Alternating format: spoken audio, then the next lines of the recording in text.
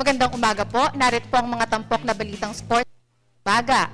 Sa chess, patuloy ang pananalasa ni Pinoy Grandmaster Wesley So sa 2013 Las Vegas International Chess Festival sa Nevada, USA. Sa 5th round ay pinasuko ng 19-year-old Bacoor Cavite Pride si fellow Grandmaster Tamas Gilashvili ng Georgia upang makasali sa liderato kasama sina Grandmasters Alejandro Ramirez ng Costa Rica at Manuel Leon Hoyos ng Mexico. Ang grupo ni So ay nakakalikom na ng tiga-4 at kalahating puntos at sila ay nangunguna ng kalahating puntos laban sa 6 na wood pushers, kabilang narito ang isa pang Pinoy bet na si Grandmaster Enrico Sevillano.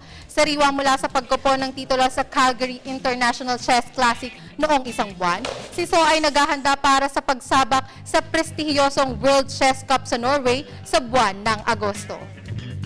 Samantala, sinimulan na ng Philippine Sports Commission at ng mga National Sports Associations ang thorough deliberations para sa mga atletang bubuo sa SEA Games bound Team Philippines. Ito'y upang hindi sila magahol sa oras sa pagsusumite ng finalist sa Myanmar SEA Games Organizing Committee o MSOC.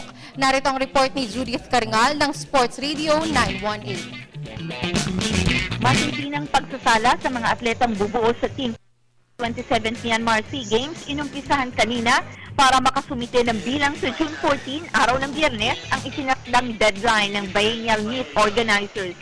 Isa-isang kinakausap ng SEA Games Working Committee sa panguna ni Chef Binison Chef Tamayo, POC Chairman Tom Carrasco, Romeo Magat at PSC Chairman Richie Garcia, ang mga coaches mula sa iba't ibang National Sports Associations na naglalahad ng pinakamahusay nilang atleta para sa palaro. Tanging dalawang mataas na kwalifikasyon ang hinahanap ng committee, ang pagiging shoe-in gold medalist sa SEA Games at ang pagiging potential gold winner na pinapatunayan ng mga kasalukuyang performance ng mga atleta.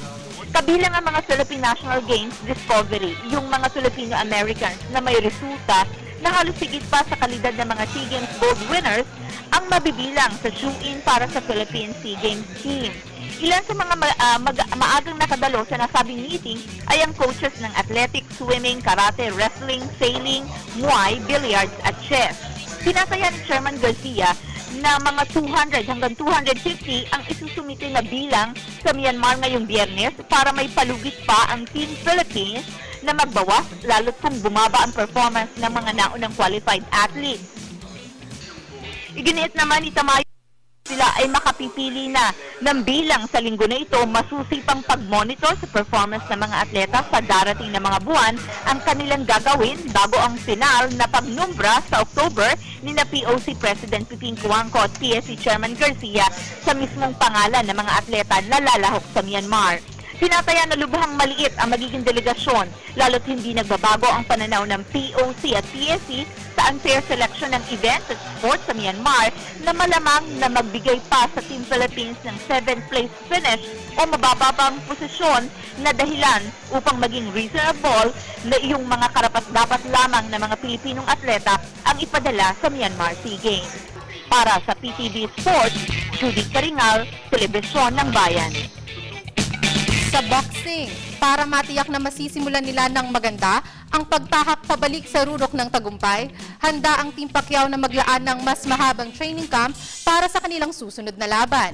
Galing sa back-to-back losses noong isang taon, sasagupain ni Pacquiao si American Brandon Rios sa kanyang comeback fight sa Nobyembre 24 sa Macau. May report si PTV Sports Senior Correspondent Dennis Principe. Malaking pagbabago ang dapat asahan sa pagbabalik ensayo ni Manny para sa comeback fight kontra American Brandon Rios sa November 24. Ayon sa nakababatang kapatid ni Manny na si Bobby Pacquiao, dalawang bagay ang nais silang pagtuunan ng pansin at ito ay ang mag-focus ulit sa training at iwasang magpakakumpiyansa sa laban. Kwento ni Bobby, overconfidence ang nakita niyang dahilan kung bakit na-aksidente sila sa huling dalawang laban. Masyado mo sila nagtiwala na kayang-kaya nilang si Timothy Bradley habang nagpabaya rin sila sa pag-atake kay Juan Manuel Marquez, kaya't nakasalikwat ng right straight ang Mexicano sa 6th round noong Disyembre. Siguro at the time, siguro si Manny is lang, siguro may something lang siya. Nagbilang ba? Siguro sobrang kumpiyansa o gano'n. Sobrang, so yun ang gusto mo alisin niya ngayon? Confident. Yun siguro mga i-adjust namin para sa mga training, Oo. sa training camp. Dahil dito, maglalaan na ng mas malalim na preparasyon ang Team Pacquiao. Mula sa nakasanayang 8 weeks of training, mas malamang ay pumalo na sa 3 months ang kanilang preparasyon para sa Rio's bout. Mahigit 2 months talaga to kasi actually siya, ngayon, nag-ano pa rin siya, nag-powers pa. Grabing power niya. Dahil sa ano niya, powers. Actually, yung matagal na rin yung tambay. Si Manny, naman dito laging araw-araw kami naglalaro pa powers. Sa ngayon ay nangako ang Team Pacquiao na gagawin ang lahat para makabawi at makabalik sa dating pwesto sa boxing echelon. Para sa Good Morning Boss, Dennis Principe, PTV Sports.